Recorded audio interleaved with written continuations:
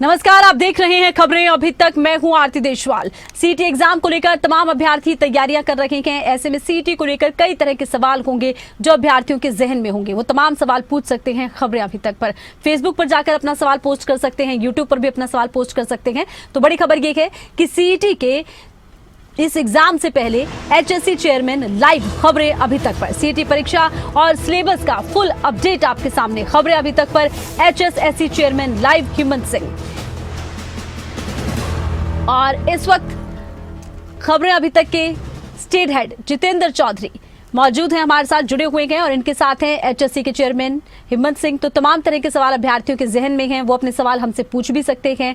और जिस तरह के सवाल आजकल हम देख रहे हैं, चाहे वो इंस्टाग्राम पे हो, चाहे वो फेसबुक पे हो, यूट्यूब पे हो, हर कहीं सीटी को लेकर कई तरह के कयास भी सामने आ रहे हैं, कई तरह के सवाल भी। तमाम सवाल आपके पास हैं, क्या कुछ आप चाहेंगे दर्शकों को बताना और कौन सी ऐसी चीजें हैं जो आप भी आजकल अभ्यर्थियों के संपर्क में रहे होंगे जितेंद्र, वो तमाम सवाल आप पूछ सकते हैं।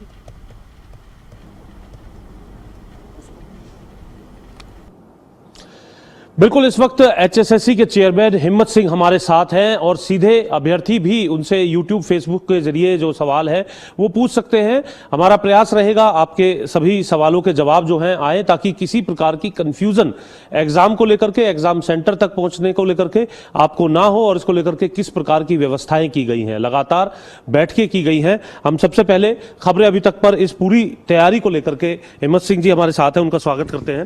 हेमंत सिंह जी, आपको तमाम अभ्यर्थी जो हैं वो भी आपका धन्यवाद कर रहे थे कि YouTube पे आकर के गूगल फॉर्म्स से लगातार आपने उनके सवालों के जवाब दिए, और अब क्योंकि आपकी तैयारियां पूरी हो चुकी हैं और इन्फॉर्मेशन जल्दी से जल्दी अभ्यर्थियों तक पहुंचे, इसलिए आपका ये प्रयास है कि चाहे आपका YouTube चैनल हो या फिर खबरें अभी तक का मंच हो, अभ्यर्थियों तक पूरी जानकारी पहुंचे।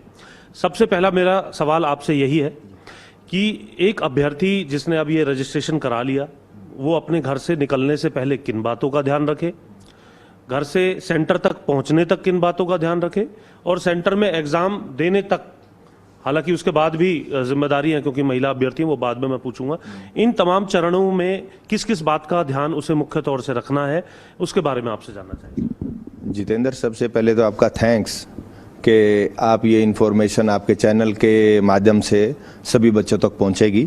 बच्चों का मेरे पास भी रिक्वेस्ट आया था और मैंने भी लाइव किया है, तो उसमें भी बहुत बच्चों के क्वेश्चंस हमने कवर करे हैं, कोशिश करेंगे आज भी वो कवर करें। सबसे पहले जो आपने क्वेश्चन पूछा कि बच्चे किस बात का ध्यान रखें, बच्चे अपना एडमिट कार्ड डाउनलोड कर लें इमीडिएटली।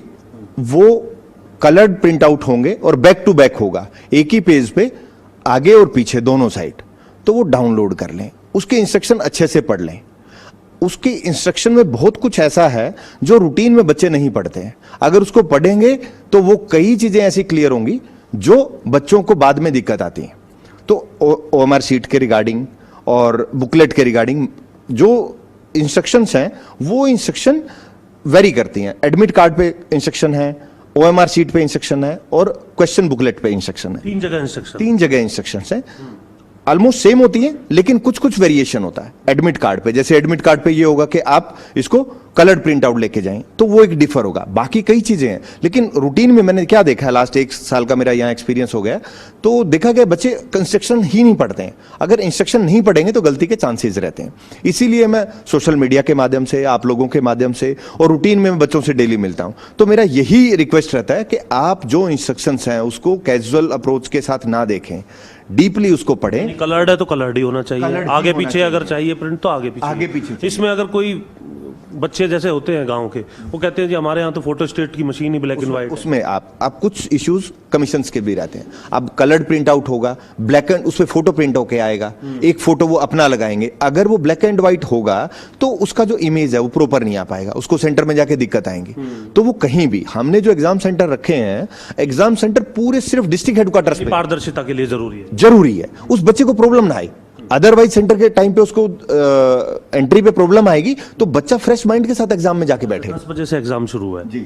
अभी आप पूरा बताइए, घर से जब निकला तो ये 3 बातें उसने ध्यान रख ली, उसके बाद आप ऑनलाइन ट्रांसपोर्टेशन के लिए बुक कर सकते हैं। ट्रांसपोर्टेशन का ऐप है, उस पर आप जा सकते हैं। डिस्ट्रिक्ट लेवल पे सबके कंट्रोल रूम्स हैं, वो आपको सपोर्ट करते हैं। आपने सीट बुक किया कि आप प्राइवेट गाड़ी से जा रहे हैं तो आपके पास अपना व्हीकल है, और अगर आप गवर्नमेंट का कोई ट्रांसपोर्टेशन यूज करना चाहते हैं तो आप उस पर बुक कीजिए, आपका स्लॉट होगा, आपने कब पिक करना है। और जब आप डिस्ट्रिक्ट, सपोज आप कुरुक्षेत्र से आप लोग जा रहे हैं अंबाला एग्जाम देने जा रहे हैं, तो एग्जाम जहां पे भी आपका बस स्टैंड पे जो व्हीकल जो यूज कर रहे हैं, बस स्टैंड पे आप जाएंगे तो बस स्टैंड पे आपको वहां पे लोकल सर्विस भी मिलेगी। आपको सेंटर तक का, सरकार ने इस पर्टिकुलर एग्जाम में ऐसा इससे पहले कभी नहीं हुआ है कि आपको bus service centre to centre है। आपको घर से जाएंगे, यानी बस स्टैंड तक नहीं, सीधे सेंटर तक। आपके वहां पे भी जाके आपको फैसिलिटी मिलेगी, लोकल बसेस मिलेंगी, आपको सेंटर तक लेके जाएंगे, सेंटर से ही आपको पिक करेंगे। तो ये वहां पे है, तो बच्चा आराम से जा सकता है।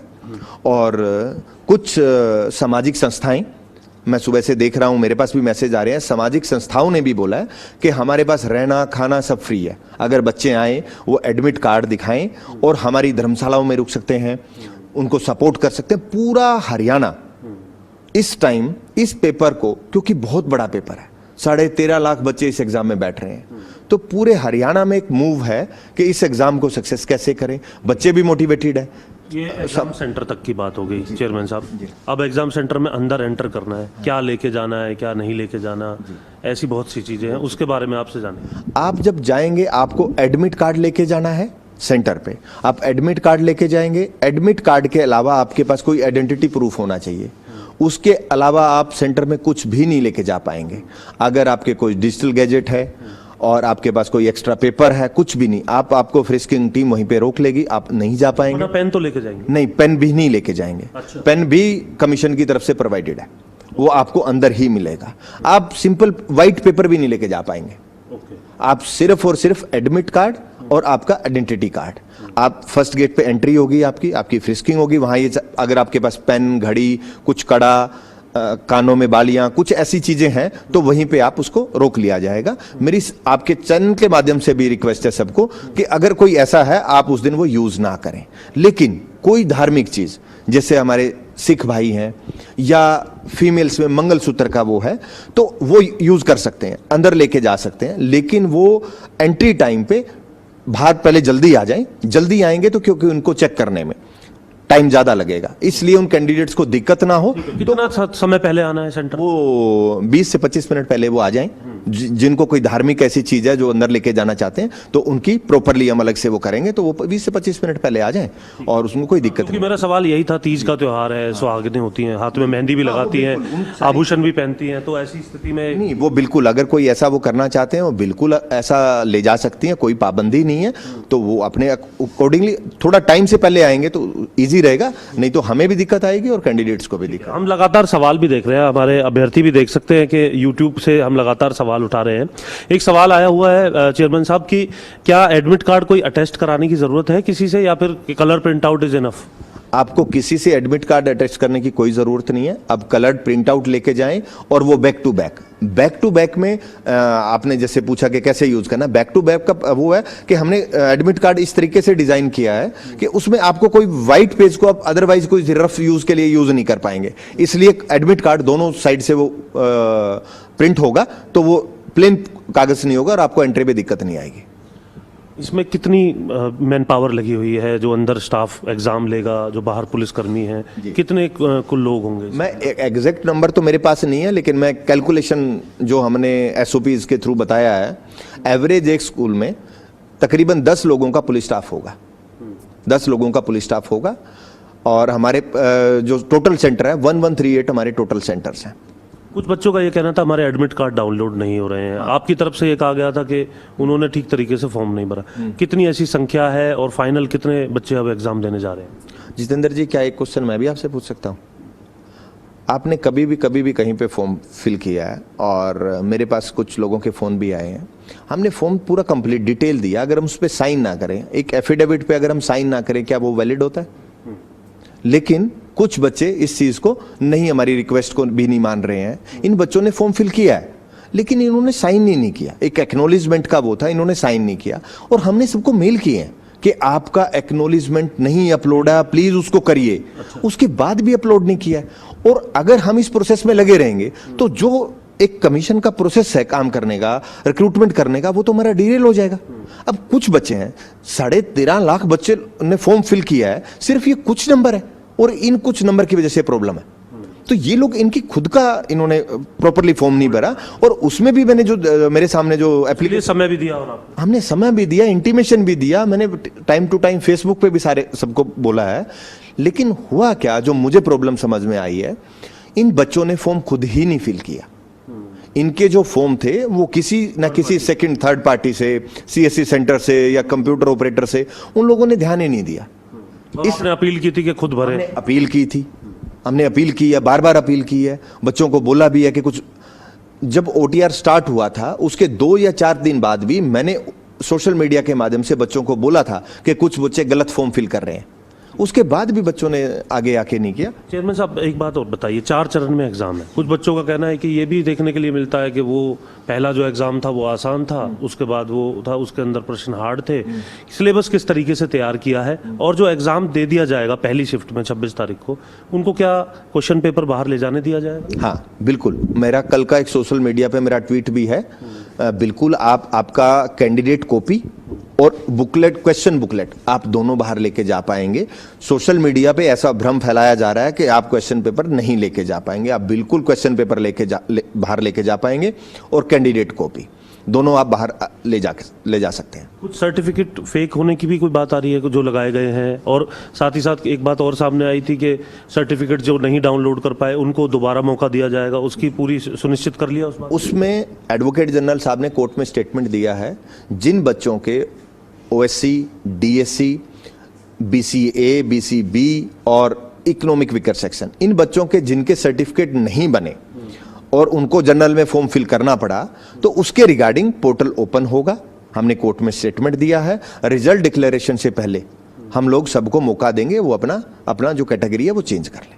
इसमें अभी मैं एक कमेंट पढ़ रहा हूँ, डिक्लेयर कीजिए सिलेबस पैटर्न क्या है, जैसे एसएससी रेलवेज बैंक की नौकरी में होता है। मैंने सिलेबस ऑलरेडी डिक्लेयर कर दिया है अपने सोशल मीडिया पे भी, और हमारी सीईटी पॉलिसी में जो सिलेबस है उसी के पैटर्न पे ये सिलेबस आएगा। 75% होगा जिसमें कंप्यूटर इन्वॉल्व है, कंप्यूटर के क्वेश्चन इंक्लूड होंगे, और 25% हरियाणा का है। इससे ज़्यादा पॉलिसी से बाहर में कोई स्टेटमेंट नहीं दे सकता। कुछ बच्चे ये कह रहे हैं कि एक दिन पहले हमें मौका दिया जाए, जिनका 100 किलोमीटर से आगे का सेंटर है, कि एक दिन पहले बस मिल जाए, कुछ व्यवस्था वहां पर उनको मिल जाए। ऐसी कुछ आपने विचार किया? मेरे पास भी ऐसे बच्चों का रिक्वेस्ट आया है।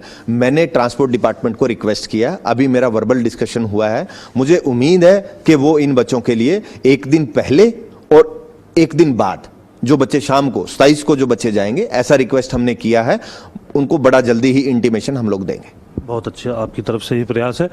साथ ही साथ कुछ अभ्यर्थियों का ये कहना है कि जैसे एग्ज़ाम होगा, बहुत मतलब जल्दी होती है बच्चों को, तो सामने घड़ी होगी तो वो समय देख पाएंगे कि कितने समय में उन्हें अपना जो क्वेश्चन पेपर है उसके आंसर लिखना। वहाँ पे बेल होता है पुराने टाइम से भी। एग्ज़ाम में आपको बेल का एक प्रोसेस है, बेल होता है हर स्कूल में, तो उस बेल के अकॉर्डिंगली है। हम लोगों ने इसको प्लान किया था। हम लोगों ने प्लान किया था कि, लेकिन उस लेवल का, क्योंकि सेंटर्स बहुत ज़्यादा हैं और 133 सेंटर्स हैं, और हर सेंटर में एवरेज 10 से 12 रूम है, तो वो टेक्निकली हमसे पॉसिबल नहीं हो पाया। और कोई इतना बड़ा, हमें वेंडर भी शॉर्ट टाइम है, क्योंकि हमारे जल्दी सीटी कराना था, तो वो नहीं हो पाया। कुछ रूम्स में आपको मिलेंगे, ऐसे फैसिलिटी मिलेगी, कुछ रूम में ऐसा हो सकता नहीं है, लेकिन आपको बेल हर रूम में फैसिलिटी हर सेंटर पे मिलेगी। आपके बेल के माध्यम से आपको बता दिया जाएगा, आपका 5 मिनट है, आपके हाफ टाइम क्रॉस हो गया, ये आपको इंटीमेशन मिलेगा।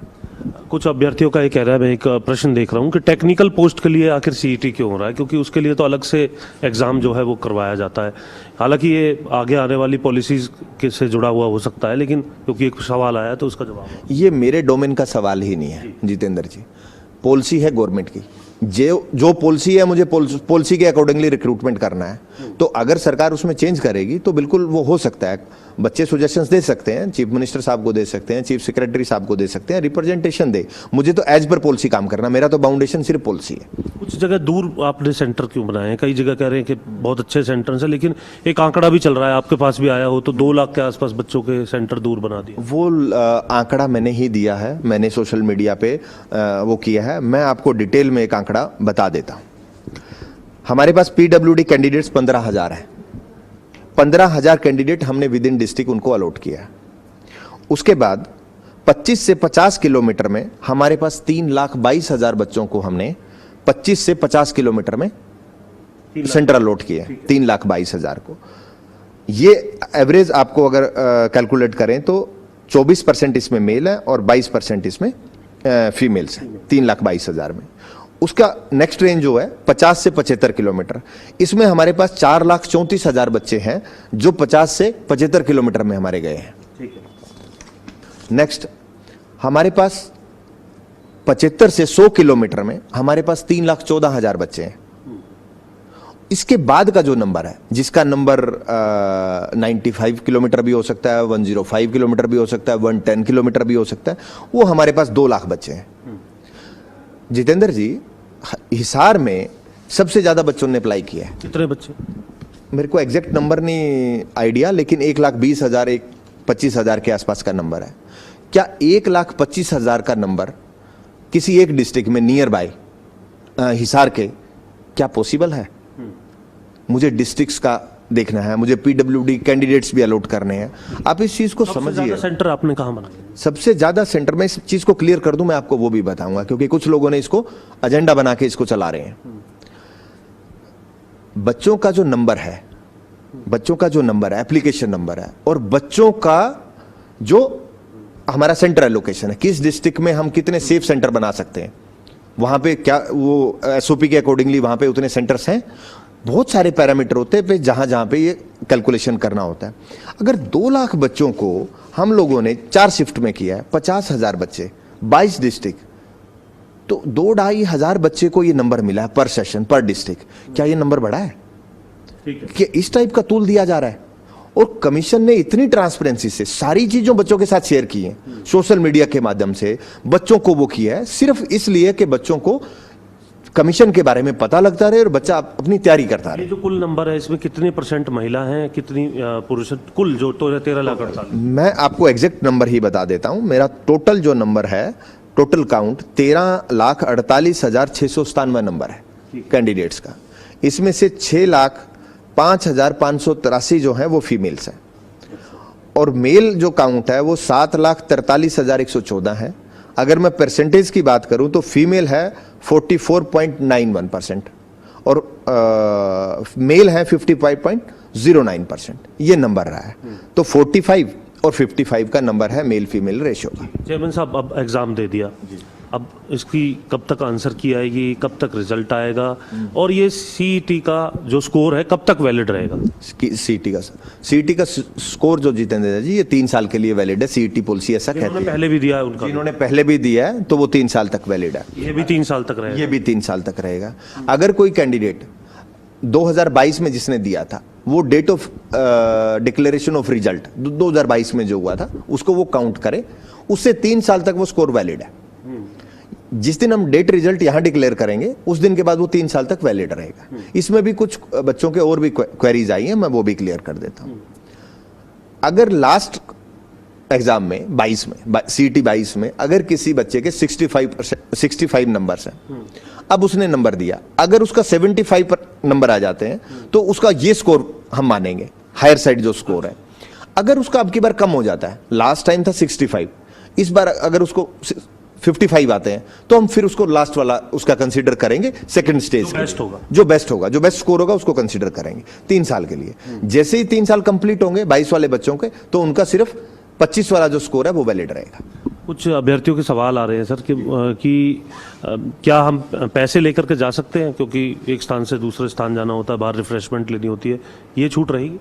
नहीं, आप अपना पर्स यूज कर सकते हैं, वॉलेट लेके जा सकते हैं, उसमें आपके पैसे होंगे तो पैसे वो कर लें, लेकिन उस पर्स में कोई ऐसी चीजें ना हो, कोई कागज नहीं होना, कोई इस तरीके का चीजें ना हो जिसमें हमारे पेपर के कोई इशू आए, वो ना लेके जाएं। बाकी पैसे तो सबको लेके ही जाने पड़ेंगे, ठीक है। और मैक्सिमम मैंने देखा है कि बच्चों के साथ कोई ना कोई बच्चा साथ में जाता है, या पेरेंट्स जाएं, क्योंकि बच्चे +2 पास ही हैं, तो मेरे ख्याल से इतना ज़्यादा इसका कोई वो नहीं होता। और जो बच्चे लेके जाना चाहिए। आंसर की और वो रिजल्ट कब तक? रिजल्ट आंसर की जैसे ही सेशन कंप्लीट होंगे, 4 सेशन, इमीडिएटली नेक्स्ट डे या नेक्स्ट टू नेक्स्ट डे, तो उसका हम ऑब्जेक्शन के लिए आंसर की अपलोड कर देंगे। और रिजल्ट की कब तक उम्मीद करें? रिजल्ट में थोड़ा टाइम लग सकता है, क्योंकि स्कैनिंग के बाद ऑब्जेक्शंस आएंगे, उसके बाद स्कैनिंग होगी और स्कैनिंग के बाद हम लोग बच्चों को करेक्शन पोर्टल देंगे। जब करेक्शन पोर्टल कंप्लीट हो जाएगा उसके बाद हम रिजल्ट डिक्लेयर करेंगे। सेंटर पर पहुंचने को लेकर के अगर कुछ दिक्कत होती है अभ्यर्थी को, तो उसके लिए भी कोई व्यवस्था की है? क्योंकि कई आपने बहुत सेंटर बनाए हैं डिस्ट्रिक्ट्स के अंदर। हमारा HSSC का एक कंट्रोल रूम होगा जो यहाँ पे वर्क कर रहा है, अभी भी वो नंबर चल रहा है। डिस्ट्रिक्ट लेवल पे एडमिनिस्ट्रेशन से हर डिस्ट्रिक्ट लेवल पे कंट्रोल रूम होगा, आप वहाँ पे भी कर सकते हैं। हमारे यहाँ से कल हर डिस्ट्रिक्ट में कोऑर्डिनेटर चले जाएंगे। कल यहाँ से हर डिस्ट्रिक्ट में उन्होंने एक temporary office for the purpose of district administration और कैंडिडेट्स, एक वहाँ पे हमारे कोऑर्डिनेटर डिस्ट्रिक्ट में जहाँ पे भी सर्किट हाउस में कहीं भी उनको टेम्परेरी एक ऑफिस दिया तो वो होगा, वहाँ पे भी कांटेक्ट हो सकता है। जो नंबर्स दिए हैं डिस्ट्रिक्ट एडमिनिस्ट्रेशन ने, हमारे कंट्रोल रूम में भी आ सकता है। आप कहीं भी करेंगे आपको रिस्पॉन्स मिलेगा। एडमिट कार्ड से ही एंट्री होगी या फिर कुछ अभ्यर्थियों को अगर सब कुछ ठीक होने के बाद भी एडमिट कार्ड किसी वजह से डाउनलोड नहीं कर पाए, कोई और अल्टरनेट व्यवस्था भी है? 95-96% एडमिट कार्ड डाउनलोड हो चुके हैं। जो बच्चे बचे हैं वो बड़ा जल्दी, मुझे लगता है कोई किसी का कोई इशू नहीं है। अगर किसी का डाउनलोड नहीं होता तो हमें बताइए इमीडिएटली, कोई टेक्निकल ऐसा इशू नहीं है कि डाउनलोड नहीं हुआ। विद इन 11 आवर्स 80% से ज़्यादा डाउनलोड हो चुके थे। लेकिन admit card is must, admit card लाना ज़रूरी है। इसके अलावा कुछ पिछले भी कुछ सवाल जो हैं अभ्यर्थियों के हमारे पास आए हैं, उनका ये कहना है कि जो पिछली जो भर्तियां हैं, ये इसको लेकर के जो भर्तियां निकाली जाएंगी वो कब होंगी, और अगले CET को लेकर के, बहुत समय बाद ये CET हुआ है, अगले CET को लेकर के भी कुछ क्लियर करेंगे? मेरे 2 सवाल हैं इसमें, भर्तियों को लेकर के और CET नया। बाकी जो क्वेरीज जो आप कह रहे हैं कि भर्तियों के बारे में, जितेंद्र जी हम किसी और दिन बात कर लें, उस पर ज़्यादा बेटर है। लेकिन CET के बाद इमीडिएटली सेकंड स्टेज के एग्ज़ाम की तैयारियां स्टार्ट हो जाएंगी। जैसे जैसे हमें इंटीमेशन आएगी या रिक्विजिशंस आएंगी हम लोग काम करेंगे। और दूसरा क्वेश्चन आपका, ये जो CET को लेकर के आपने बताया कि किस तरीके से रहेगा इसका अगला CET का जो वो है वो गवर्नमेंट लेवल पे डिसाइड होगा कि वो कब हमें वो करेंगे। जैसे वो इंटीमेशन आएगी हम लोग कर पाएंगे उसको। लेकिन ये क्योंकि जो CET का एग्ज़ाम है, पॉलिसी जो है वो स्टेट की है, कमीशन की नहीं है, तो जैसे ही गवर्नमेंट से इंस्ट्रक्शन आएंगे तो हम लोग इमीडिएटली। CET के साथ ID प्रूफ में क्या मान्य है? मेरे पास सवाल आ रहा है। जो भी गवर्नमेंट ID प्रूफ हैं, गवर्नमेंट ने इशू किए हैं, कोई भी जिसमें आपका फोटो क्लियर है आप वो लेके जाएं। मेरा पर्सनल रिक्वेस्ट है, वैसे तो एक ही ID है, अगर आपका किसी में फोटो क्लियर नहीं है तो आप 2 ID ले जाइए, जो भी आपको, लेकिन गवर्नमेंट ID जो भी होगी वो वैलिड रहेगी। अभ्यर्थियों के लिए क्या सजा होगी अगर वो किसी तरीके से व्यवस्था को खराब करने की, पेपर लीक करने की या नकल करने की कोशिश करते हैं? पेपर लीक करने का जहाँ तक विषय है तो हमारे जो क्रिमिनल लॉज हैं वो सारे एप्लीकेबल हैं, उनके अकॉर्डिंगली होगा। अगर कोई कैंडिडेट है, कैंडिडेट पे क्रिमिनल प्रोसीडिंग्स भी होंगी और बार भी कर दिया जाएगा। हमने एडवर्टीजमेंट में मेंशन किया है, अगर आपके पास कोई गैजेट है तो उसमें क्या प्रोविज़न है, कितने टाइम के लिए बार करेंगे। अगर कोई नकल करने वाला है तो नकल के लिए भी उसमें बार है, 5 साल के लिए भी बार किया जा सकता है। और इस बार हमने एक चीज़ किया है कि हम CCTV फुटेज चेक करेंगे। अगर हमें वहाँ पे कुछ ऐसा लगेगा तो हम बाद में भी उन कैंडिडेट्स के रिजल्ट डिक्लेयर नहीं करेंगे और UMC केस के लिए परस्यू करेंगे। ये तो अभ्यर्थियों के लिए रहा। आयोग के स्तर पर अगर कोई कमी मिलती है तो उसमें क्या आपकी तरफ से कदम? तो हमारी भी सेम रिस्पॉन्सिबिलिटी है। अगर हमारी कोई कमी है तो हमारी भी सेम रिस्पॉन्सिबिलिटी रहेगी। जो भी जिस भी अगर कमीशन से कोई गलती होती है तो कमीशन उसके लिए रिस्पॉन्सिबल होगा। और being a HOD of the department, अगर कोई हमारी कोई है तो मेरी रेस्पॉन्सिबिलिटी है। जो जैसी गलती होगी तो उसकी रिस्पॉन्सिबिलिटी वैसे ही फिक्स होगी। बसेस को लेकर के जो वर्बल बात हुई है, इसका अपडेट कब तक अभ्यर्थियों को मिल जाएगा, जो एक दिन पहले और एक दिन बाद के लिए आपने प्रयास किया? मैंने वर्बल तो मेरा डिस्कशन हुआ है, लेकिन मुझे लगता है क्योंकि इसको ये बड़ा सीरियस इशू है, बच्चों की जेन्युइन डिमांड है, तो सरकार इसको ज़रूर कंसिडर करेगी। मैं जल्दी से जल्दी इसको, मेरे को लगता है 24 और 25 में इंटीमेशन गवर्नमेंट की तरफ से ही आ जाएगी। ठीक है। हरियाणा से संबंधित सवाल भी होंगे? हरियाणा से संबंधित सवाल बिल्कुल, मैंने लास्ट मेरे लाइव में भी बात की है। 25% क्वेश्चन जो होंगे वो सिर्फ हरियाणा से ही रिलेटेड होंगे। ठीक है जी। चेयरमैन साहब, अब क्योंकि लाइव में काफ़ी देर हो चुकी है और कई सवाल हम जो है हमने देख लिए हैं, आपसे चाहेंगे कि आप अभ्यर्थियों को अपनी तरफ से कोई फाइनल मैसेज इस लाइव के माध्यम से अब जो देना चाहें। मैं सभी बच्चों को बधाई देना चाहता हूं कि आप इस एग्ज़ाम के लिए, पूरी स्टेट जो इस टाइम सारी सामाजिक संस्थाएं, एडमिनिस्ट्रेशन आप लोगों के लिए है और आप लोग भी सपोर्ट करें। सारे भी जो कैंडिडेट्स हैं वो सपोर्ट करें, और सेंटर पे जब भी जाएंगे वहां भी आपकी सपोर्ट की जरूरत है। जहां आपको दिक्कत आए हमें कांटेक्ट करें, और आपको कॉन्टैक्ट नंबर क्या होगा सर? सभी के कॉन्टैक्ट नंबर साइट पे भी फ्लैश कर दिए जाएंगे, डिस्ट्रिक्ट एडमिनिस्ट्रेशन ने भी फ्लैश किए हैं। तो सभी बच्चों को मेरी तरफ से एडवांस में बहुत बहुत शुभकामनाएं। हम जल्दी रिजल्ट डिक्लेयर करेंगे और हमें साथ मिलकर काम करना है, सरकार को भी, हमें भी और बच्चों को भी। हमारी स्टेट का बहुत बड़ा एग्जाम है, मुझे उम्मीद है कि सभी लोग सपोर्ट करेंगे और हम एक बहुत अच्छा एग्जाम करा पाएंगे। धन्यवाद। शुक्रिया खबरें अभी तक के साथ जुड़ने के लिए। चेयरमैन HSSC हिम्मत सिंह हमारे साथ थे। अभ्यर्थियों के सवालों के जवाब और ऐसे जवाब जिनको लेकर के अब परीक्षा से पहले जो अभ्यर्थी तैयारी कर रहे हैं उन्हें ये ज़रूरत है कि उन्हें इन तमाम बातों के बारे में जानकारी होनी चाहिए। हमारा प्रयास रहा है उन सभी सवालों के जवाब लेने का। हालांकि हमारा प्रयास अभी आगे भी लगातार बना रहेगा कि आपके जो भी सवाल हैं उनके जवाब या तो चेयरमैन हिम्मत सिंह अपने स्तर पर अपने सोशल मीडिया के माध्यम से या खबरें अभी तक के माध्यम से आप तक जरूर पहुंचाएं, ताकि 13,48,000 के करीब जो अभ्यर्थी हैं उनको किसी प्रकार की दिक्कत एग्जाम देने में ना हो और पूरे पारदर्शिता के साथ वो एग्जाम सेंटर तक पहुंचे भी और वापस अपने घर भी सहूलियत के साथ वो पहुंच सके।